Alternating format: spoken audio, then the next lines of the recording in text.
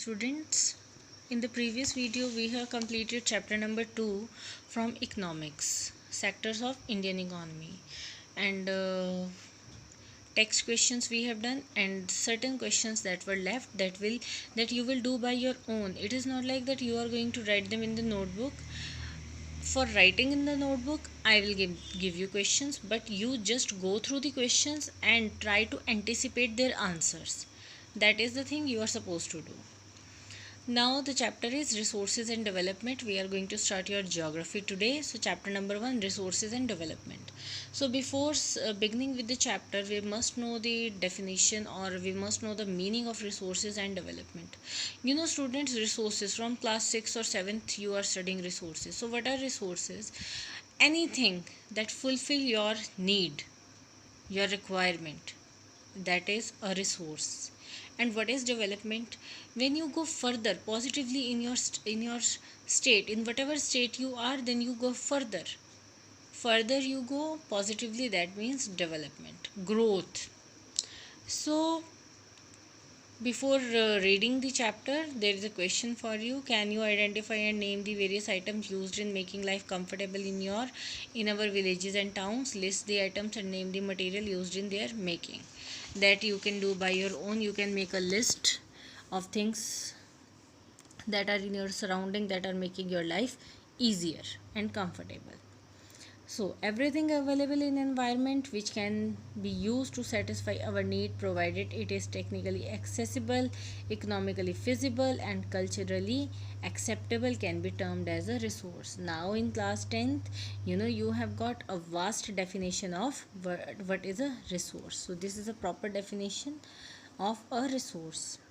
So interdependent relationship between nature, technology, and institution. So human beings, we are related to physical environment, we are related to technology, also we are related to institution. That means institutions, if you have remember in class 9th in democratic politics, you have studied institutions of democracy. So here those institutions are there that are used to frame the policies for the development of these resources. The process of transformation of things available in our environment involves an interdependent relationship between nature, technology, and institutions. What is this relationship? How it works?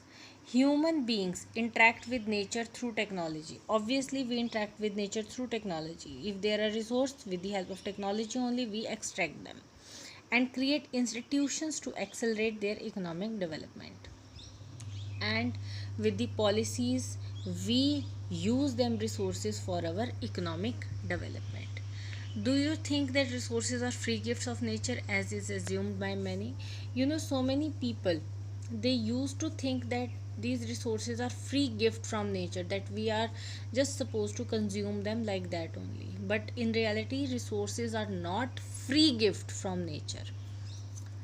Resources are a function of human activities. Human beings themselves are essential components of resource. Obviously, human resource you have studied in class 8 also. We are also resource because we only transform these material into useful things. The resources can be classified in the following ways. This is the classification of resources, very important. So resources, basic division is natural, human. Natural resources, renewable, non renewable. Renewable में भी देखो divisions are there, continuous और flow, और biological. Again biological divisions are there, natural, wildlife. Then non renewable, recyclable, non recyclable, human, structure and institution, quantity and quality. These all are important. These all are important. You must know the definitions of all these resources. Now that is also these resources. So the resources can be classified in the following ways. On the basis of origin, how they originated, in what way they are originated, so that is divided into biotic and abiotic. On the basis of exhaustibility, they can be exhausted or not, so they are divided into two, renewable and non renewable. On the basis of ownership, who is the owner individual, community, national and international. Then on the basis of state of development means development कहाँ तक पहुँची है, that is potential, developed and reserves. So students, let us take up the explanation of these resources. Types of resources on the basis of origin we have studied. They are biotic, abiotic. You know what are biotic resources? They are obtained from biosphere and have life. They have life. We human beings, flora, fauna, fisheries, livestock. They all are biotic resources. Abiotic, they are composed of non-living things. They are natural, but they are composed of non-living things, that is rocks and minerals. Then on the basis of exhaustibility, that they can be exhausted or not, that is divided into two: renewable, non-renewable. So the resources which can be renewed or reproduced by physical, chemical or mechanical processes are known as renewable or replenishable resources. So you know solar energy रोज सूरज निकलता है, right? Wind energy, water, forest and wildlife. Water cycle we all know, ठीक है? Water cycle is also there. If we don't disturb it, तो water is a renewable resource. Forests are there, wildlife is there. The renewable resources may further be divided into continuous or flow. Non-renewable resources, so they occur over a very long geological time. Lakhs of years they require.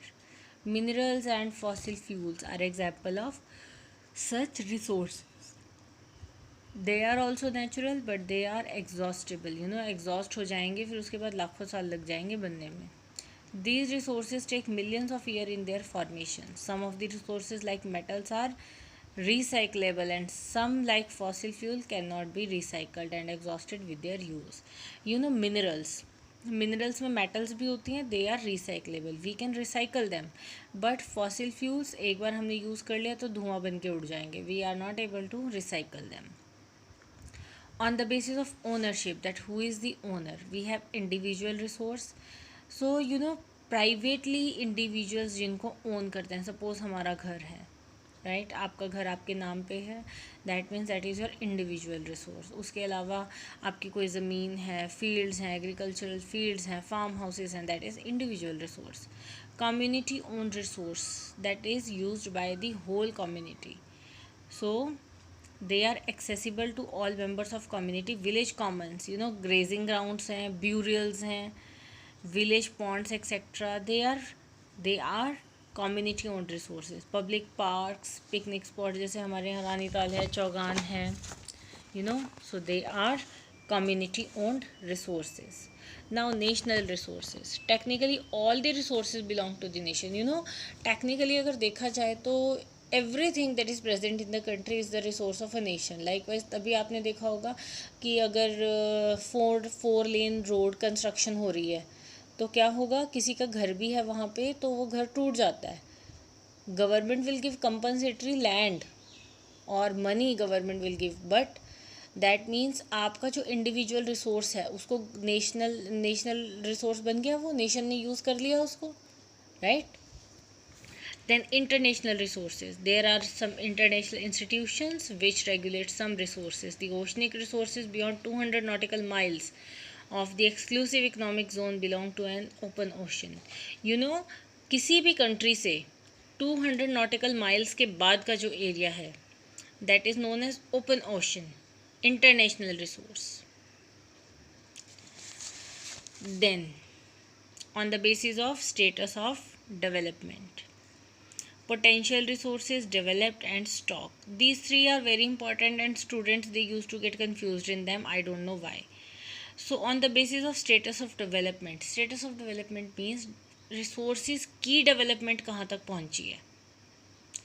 Potential, resources which are found in a region but have not been utilized. For example, you know, they are found in a region, we know that they are found here but they have not been utilized, उनको use नहीं किया गया है ठीक से.